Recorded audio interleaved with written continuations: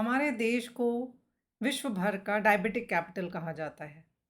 2023 के स्टैटिस्टिक्स के हिसाब से हमारे देश में लगभग 10 करोड़ लोग डायबिटीज़ से शिकार थे और ये स्टैटिस्टिक्स हर साल 10 से 15% बढ़ जाते हैं। करंट स्टैटिस्टिक्स 2025 में बहुत डिफरेंट होंगे और 2030 तक ये बहुत ऊपर जाने की चांसेस हैं। सो हमारा आज का वीडियो इसी प्रॉब्लम डायबिटीज़ के अराउंड ही पूरा डिस्कशन बेस्ड होगा। हम ये कौन सी चीज़ें हैं जो हम इसके लिए कर सकते हैं, जो इस प्रॉब्लम को हम प्रिवेंट कर सकते हैं, इस प्रॉब्लम को रिवर्स भी कर सकते हैं, या अगर आप बहुत सालों से इस प्रॉब्लम से शिकार हैं तो हो सकता है हम इसको कैसे अच्छे से मैनेज कर सकते हैं। इन्हीं सभी पॉइंट्स पे, इन्हीं सभी एरियाज़ में हम आज का डिस्कशन करेंगे। सो प्लीज़ एंड तक बने रहिए। अगर हम सबसे पहले शुरू करें, how do we define diabetes, what is diabetes?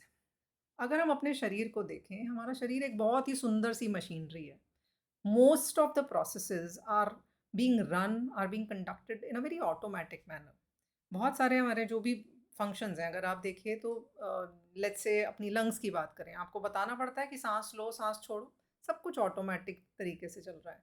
ऐसे खाना खाया, डाइजेस्टिव सिस्टम आराम से अपने आप चल रहा है। ऐसे आप सर्कुलेटरी सिस्टम को करो। हाँ, किसी का सिस्टम वीक या बेटर हो सकता है, लेकिन मोर और less most of the things in our body they run automatically. हमारी ये जो सुंदर सी मशीनरी है, जिसमें बहुत सारे सिस्टम्स जो कि ऑटोमेटिक तरीके से चल रहे हैं, ये सारी मशीनरी को, ये सारे सिस्टम्स को कुछ रॉ मटेरियल चाहिए होगा। अब ये रॉ मटेरियल हमको जनरली हमारे खाने से मिलता है। खाने में अब बहुत सारी अलग-अलग चीज़ें हैं। खाने में आप फैट भी खाते हैं, आप कार्ब्स भी खाते हैं, फ्रूट्स भी खाते हैं, फाइबर भी खाते हैं, आप प्रोटीन्स भी खाते हैं। पर उस खाने में जो हमें जो कंपोनेंट है, जो ग्लूकोज़ का कंपोनेंट है, जो हमें एक एनर्जी देता है, जो हमें दिन भर के दैनिक कार्यों को करने में जो एक एनर्जी मिलती है हमें, और वो जो एनर्जी जो हमारे सेल्स तक जाती है, वो उस एनर्जी को, उस ग्लूकोज़ को सेल्स तक जो पहुँचाने का काम है, वो हमारा इंसुलिन हार्मोन करता है, जो कि पैनक्रियाज़ प्रोड्यूस करती है। अब एक हेल्दी इंसान के केस में ये इंसुलिन बहुत ही रेगुलेटेड तरीके से, बहुत ही ऑटोमेटिक तरीके से बिल्कुल राइट अमाउंट में प्रोड्यूस होता रहता है। फॉर एग्जांपल, अगर आपने एक मान लो एक थाली खाना खाया और लेट्स से एक रैंडम अगर फिगर बोलें कि बॉडी को 10 यूनिट उस वक्त इंसुलिन चाहिए, तो वो उसको उस वक्त उतना ही प्रोड्यूस करेगा, और उसमें जितना ग्लूकोज प्रोड्यूस हुआ, वो सेल्स के रेगुलर जो फंक्शंस हैं, जो चल रहा है, उसमें वो इंसुलिन उन सेल्स तक उस ग्लूकोज को पहुंचाएगा। पर एक डायबिटिक के केस में वो इंसुलिन उतना नहीं बन पा रहा है जितना कि उस ग्लूकोज को सेल्स तक पहुंचाने के लिए चाहिए। फॉर एग्जांपल, किसी केस में वो 80% ही प्रोड्यूस हो पा रहा है, या किसी के केस में 70 ही हो पा रहा है। तो जितना कम हो पा रहा है, 20 या 30, वो उतना ग्लूकोज आपके ब्लड में ही रहेगा, और जितना इंसुलिन प्रोड्यूस हुआ, बस उतना ही प्रोपोर्शनली ग्लूकोज सेल्स तक पहुंच जाएगा। तो जहाँ जो 20-30% की जो कमी रह गई, आप उसको जब अपना ब्लड टेस्ट कराएँगे तो आप देखेंगे कि आपका थोड़ा-सा शुगर हाई आ रहा है। अब जिसका वो 10% ही कम है और थोड़ा-सा ही है, तो वो प्री डायबिटिक स्टेज में होंगे। जिनका वो इंसुलिन में गैप ज़्यादा है प्रोडक्शन में, और ग्लूकोज़ लेवल्स इसलिए ब्लड में ज़्यादा है, तो उस केस में वो आपके और ज़्यादा डायबिटीज़ को हम टाइप 2 डायबिटीज़, उसमें हम एक प्रॉपर एक डायग्नोसिस मानेंगे उसको, कि वो इंसान एक फुल फ्लेजेड डायबिटिक है। अब हम बात करते हैं कि खाने में कौन से आइटम्स हैं जो कि आपके बॉडी में, आपके शरीर में बहुत ज़्यादा ब्लड शुगर लेवल्स बढ़ाते हैं, या बॉडी के ग्लूकोज लेवल्स को बहुत बढ़ावा देते हैं। उसमें सबसे पहले जो हम बहुत ही फेमस मानते हैं कि चीनी, शुगर, सक्रोज।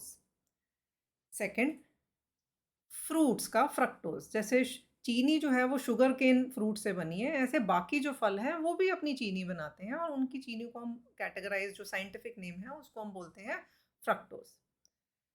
तीसरा आपका है अल्कोहल, लिकर, जिसको केमिकल नाम हम दिया जाता है ethanol, which is like the purest form of glucose.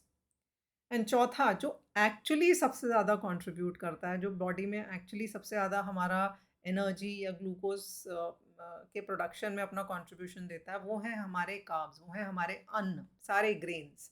अब वो रोटी भी हो सकती है, गेहूँ भी हो सकता है, वो चावल भी हो सकता है, वो गेहूँ को आपने रिफाइन कर दिया तो सूजी भी हो सकती है। इनफैक्ट मिलेट्स भी अगर हम लोग खाते हैं, वो भी अन्न में ही आते हैं, या कोई लोग किनुआस खाते हैं या ओट्स खाते हैं, वो भी सब ग्रेन्स, सब अन्न में आते हैं।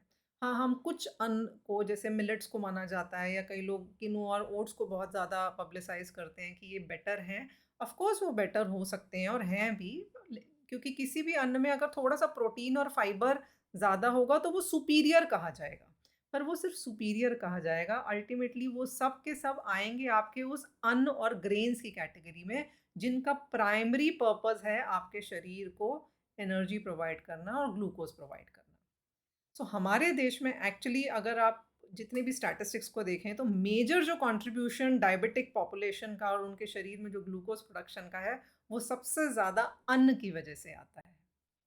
अब इसमें एक बहुत ही इम्पॉर्टेंट एक एंगल है जो मैंने एक पिछले अपने एक और वीडियो में मेंशन किया था कि बहुत लोग चीनी से डरते हैं और उनको लगता है कि उनको डायबिटीज़ हुआ क्योंकि वो मे बी मीठा बहुत खाते थे। हमें यहाँ ये बहुत ज़रूरी है समझना कि एक चीनी में सिर्फ 4 ग्राम कार्ब्स होते हैं, जबकि एक रोटी में 16 ग्राम होते हैं।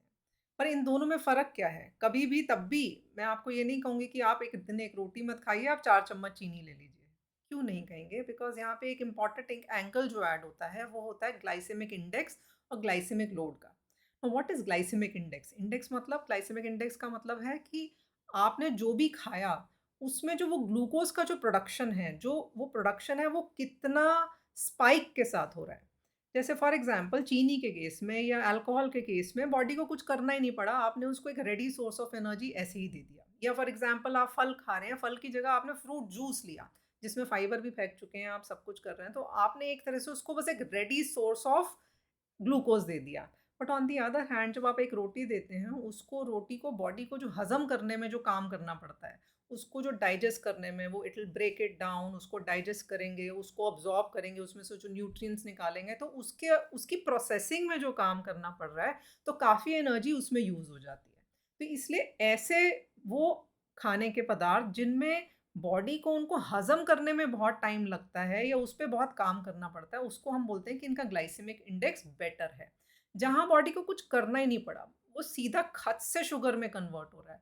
अब वो खत से जब कन्वर्ट हो रहा है, अगर आप उसके बाद एक फुटबॉल मैच खेलने जा रहे हैं या आप एक किसान की तरह आपका लाइफ़स्टाइल है, तो ठीक है, वो यूज़ हो जाएगी एनर्जी।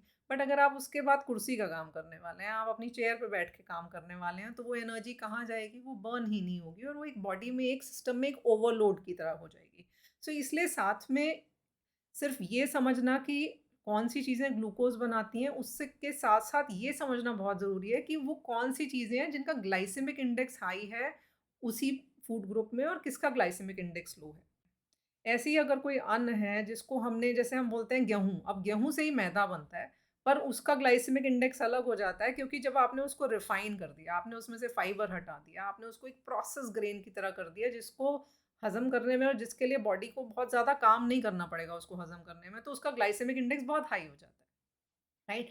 जैसे व्हीट का for example glycaemic index is just 55 whereas for maida it is around 75, for suji it is around 70। बहुत लोग पोहा और सूजी को बहुत हेल्दी मानते हैं बट उनका glycemic index could be anywhere around 65 to 70, right? So glycemic index को भी समझना बहुत ज़रूरी है, तो जितना हो सके हम चीज़ों को होल तरीके से खाएं बजाय कि उसका जूस बनाएं। तो वो आपका शरीर में शुगर को और स्पाइक करेगा और वो जब स्पाइक करेगा, whenever there is a spike of glucose in the body, it will lead to a spike of insulin production also in the body, which is going to harm you, right? And which is also going to make it difficult for you to manage your sugar levels. सब basically अभी भी खाना खाते हैं किसान की तरह और काम सबका होने लगा है कुर्सी की तरह, कुर्सी वाला। सो काम अभी सबका इतना सेडेंट्री हो गया है, मोस्टली हम लोग बैठते हैं, हम में से जो लोग रेगुलर वॉक वगैरह भी करते हैं वो दिन में 1 घंटा करते हैं, पर mostly rest of the day हम लोग एक बहुत ही सेडेंट्री लाइफस्टाइल जीते हैं जिसमें हमारा मोस्टली सिटिंग जॉब है। तो उस वजह से आप जितना अन्न खाएंगे उसमें से जितने ग्रेन्स और जितना ग्लूकोज प्रोड्यूस वो ग्रेन्स करेंगे, वो अगर आप उतना एनर्जी प्रोड्यूस नहीं करेंगे, मतलब एनर्जी के रॉ मटेरियल को कितना कंज्यूम कर रहे हैं वर्सेस उस रॉ मटेरियल को कितना आप बर्न कर रहे हैं, कितना यूज़ कर रहे हैं। अगर ये इक्वल रहेगा तो आपके कभी भी शुगर लेवल्स या कोलेस्ट्रॉल लेवल्स बढ़ेंगे नहीं। जहाँ कंजम्पशन ज़्यादा होगा और उसका प्रोडक्शन, लेकिन आपने जो कंज्यूम कर रहे हैं वो तो बहुत ज़्यादा है, लेकिन उतना आप उसको बर्न नहीं कर रहे हैं, उतनी एक्टिविटी नहीं है उतनी प्रोपोर्शनल, तो आपका वो जो डिफरेंस है वो आपके ब्लड शुगर लेवल्स में हमेशा ट्रांसलेट होगा। दूसरा जो है वो है हमारे fruits. Fruits are very healthy, right? It is important कि आप रोज़ 2 फल खाएं और हाइट अगर ज़्यादा हो तो और भी खाएं, लेकिन बहुत ज़रूरी है कि वो फल हम दिन में 5 या 6 बजे से पहले खाएँ। आपके फल भी अगर जैसे मैंने बोला फ्रूट्स जो हैं they lead to fructose in the body which is a form of glucose only. So वो भी आपके शरीर में अगर उतने अगर फ्रक्टोस या ग्लूकोज बना रहे हैं, तो अगर आप वो शाम के 6 बजे के बाद आपने फल भी खा लिए, फिर आपने 2 रोटी भी खा ली और उसके बाद आपने बैठ के आराम से टीवी देखा, तो वो आप उतनी एनर्जी बर्न नहीं कर रहे हैं, तो वो भी आपको नुकसान करेगी। तो फलों को बेटर होगा कि दिन में खाएँ। और जो फल बहुत मीठे हैं, जैसे मेलन्स हैं, पपायाज़ हैं या लोग मैंगोज़ खाते हैं या बनाना खाते हैं, वो डेफ़िनेटली क्योंकि उनमें मीठा लेवल ज़्यादा है, तो वो आपको 5 बजे से पहले ही खाने चाहिए। और अगर आप ऑलरेडी बहुत टाइम से डायबिटिक हैं, तो आपको उसकी पोर्शन, उसकी क्वांटिटी को कम करना बहुत ज़रूरी है, उसको रेगुलेट करना बहुत ज़रूरी है और जिस दिन आप वो खाएँ, उतना उस दिन एक्टिविटी को बढ़ाना भी बहुत ज़रूरी है। सो तीसरा जो हमारा जो प्रॉब्लम है, जो कंट्रीब्यूट करता है, वो है हमारा शाम का 5 बजे का स्नैक। हम सबको जनरली 5 बजे सबको भूख लगती है। लेकिन हम सबकी कुछ नेचर ऑफ जॉब ऐसी हो गई है कि उस वक़्त खाना खाना, पहले जब किसान थे तो लोग सूर्यास्त पे खाना खा लेते थे।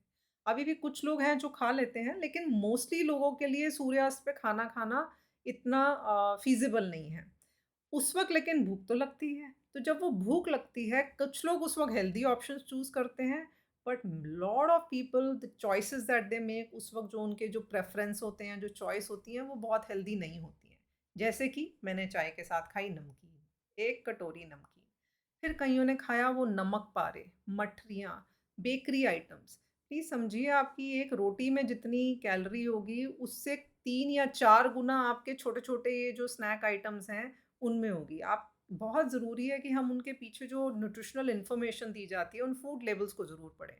तो वो 4 से 5 गुना ज़्यादा कैलोरी और कार्ब्स होते हैं एक नमकी कटोरी नमकीन में कंपेयर्ड टू 1 रोटी।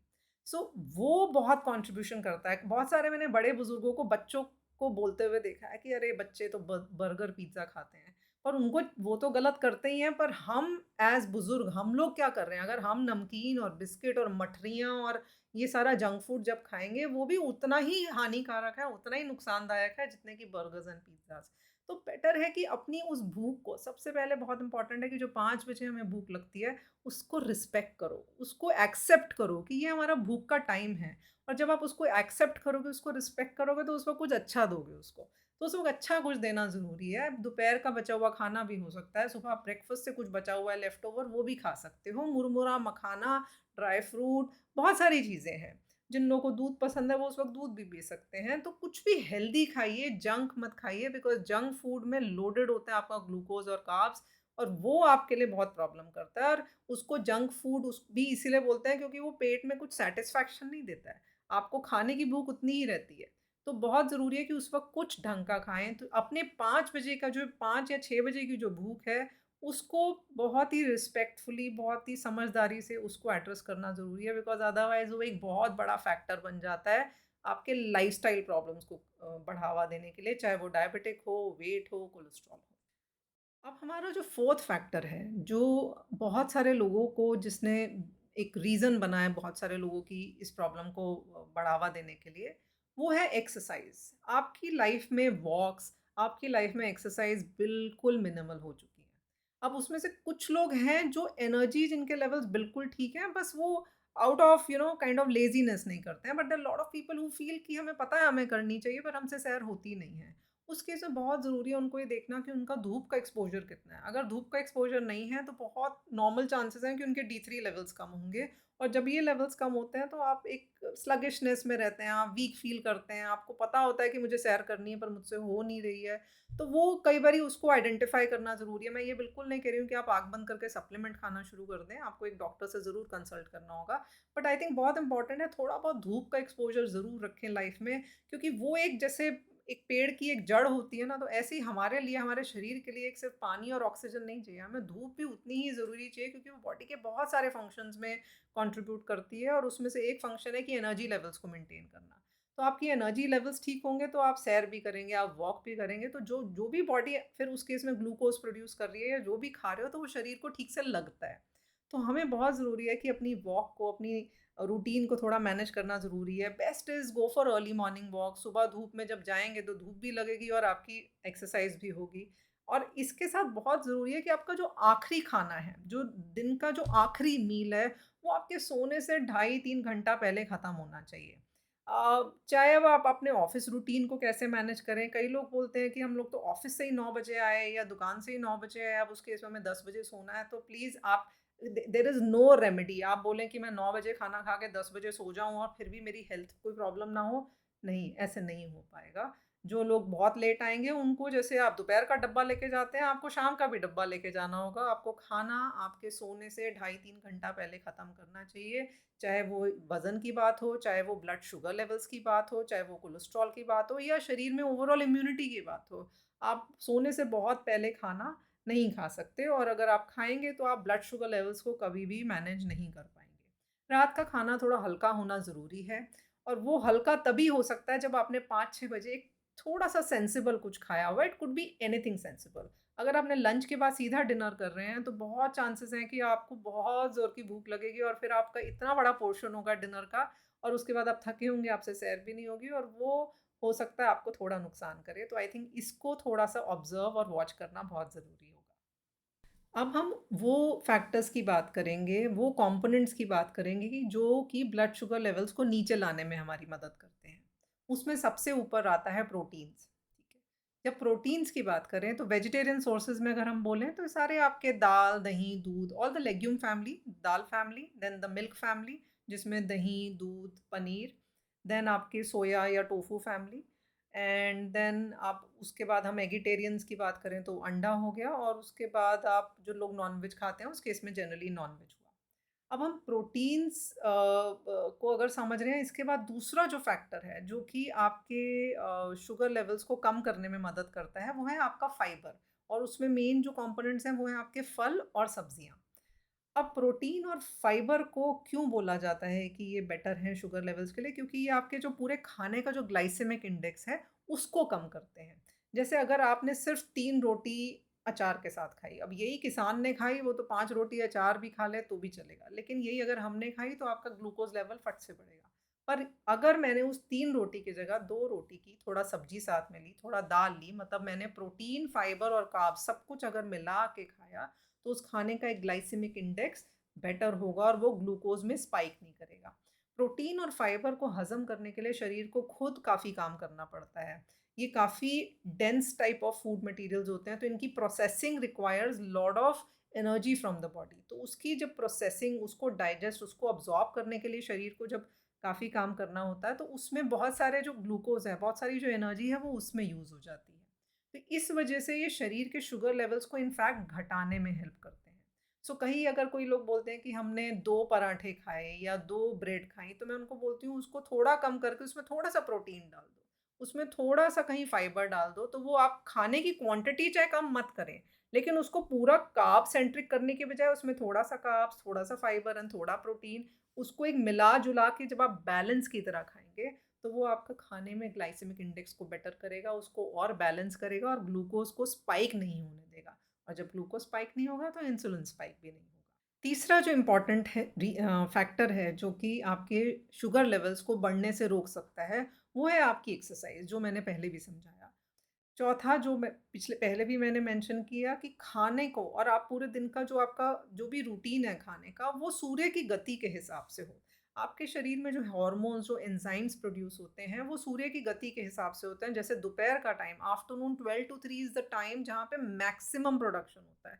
कभी कोई बहुत हाई एनर्जी आइटम खाना, या घर में कोई तो मिठाई आई है और जो खानी है, उसको बेस्ट टाइम जो खाने का है वो 12 से 3 है। जब आप उसको रात को खाएँगे कि नहीं, मैं तो अब रात को जब ऑफ़िस से आऊँगा या दुकान से आऊँगा तब खाऊँगा, तो वो आपको तंग करेगा। बेटर है उसको आप अपने लंच के डब्बे में साथ लेके जाएँ और खाएँ। सो आपको सूर्य की गति से, आप जब तक नेचर के हिसाब से नहीं चलेंगे, आपको थोड़ा ना थोड़ा कोई ना कहीं परेशानी रहेगी। जितना अपने रूटीन को, जितना अपने खाने-पीने को अपनी नेचर के हिसाब से अलाइन करें, सिंक्रोनाइज़ करें, आपका शरीर ज़्यादा बेटर ऑफ होगा। सो एक्सरसाइज़ ज़रूर करें और अपने खाने को सूर्य की गति के हिसाब से खाएँ। दोपहर का खाना सबसे अच्छा हो, सुबह जब ब्रेकफ़ास्ट भी डिसेंट होना चाहिए। रात के टाइम थोड़ा हल्का खाना ज़रूरी है, और बीच में आप 11 बजे और 5 बजे कुछ अच्छा-सा हेल्दी स्नैक रखें। जिन लोग के पास चॉइस नहीं है, या कभी कोई कोई फंक्शन है या किसी वजह से आपका डिनर बहुत हेवी हो, उस दिन फिर अगले दिन अपना ब्रेकफ़ास्ट हल्का करें। और बहुत इम्पॉर्टेंट है कि आपको अपने खाने को एक सर्कैडियन रिदम के हिसाब से, एक सूर्य की गति के हिसाब से उसको अलाइन ज़रूर करें। तो आपके लिए वो शरीर, आपका खाना, आपका ग्लूकोज़ हर चीज़ को बहुत अच्छे से हज़म कर पाएगा, उसको मैनेज कर पाएगा। आई होप कि आपको ये वीडियो काफ़ी यूज़फुल लगा होगा। डू लाइक एंड सब्सक्राइब, और जितना हो सके आप इसे अपने फ्रेंड्स में, अपनी फैमिली में शेयर करें, जिससे कि आगे और बहुत सारे लोग इस वीडियो में जो इनपुट्स मिले हैं उससे वो फ़ायदा उठा सकें और अपनी प्रॉब्लम को थोड़ा बेटर मैनेज कर सकें। आप लोग अपनी कोई भी अगर छोटी-मोटी क्वेरी है तो आप ज़रूर उसको कमेंट्स में लिखिएगा, ज़रूर फीडबैक दीजिएगा कि आपको वीडियो यूज़फुल लगा, is there anything else which you would like to listen to, and I can definitely plan a video for that as well. So अभी हम एक और वीडियो प्लान करेंगे जिसमें हम मल्टीपल स्टेजेस में, क्योंकि डायबिटिक एक बहुत ही इट्स नॉट समथिंग जो एकदम से ओवरनाइट हो जाता है, दिस इज़ लाइक अ 4 से 5 साल का प्रोसेस। तो कैसे हम उसको एक अर्ली स्टेज में ही आइडेंटिफाई करें, कौन सी चीज़ें हैं जिसमें हमें पता चले कि कोलेस्ट्रॉल में कौन से लेवल्स हैं, ट्राइग्लिसराइड्स कैसे हैं, तो वहीं पे ही अगर हम उसको पकड़ लें तो वो प्रॉब्लम आगे बढ़ने ही नहीं दी जाएगी। जैसे कहते हैं ना, prevention is always better than cure. So उस सेकंड वीडियो को भी ज़रूर ट्रैक कीजिएगा, वॉच करना, और वो आपको काफ़ी यूज़फुल होगा। So that's all for now, and do like and subscribe so that my videos keep reaching you whenever I make and I hope you found them useful. Take care. Good day. Bye bye.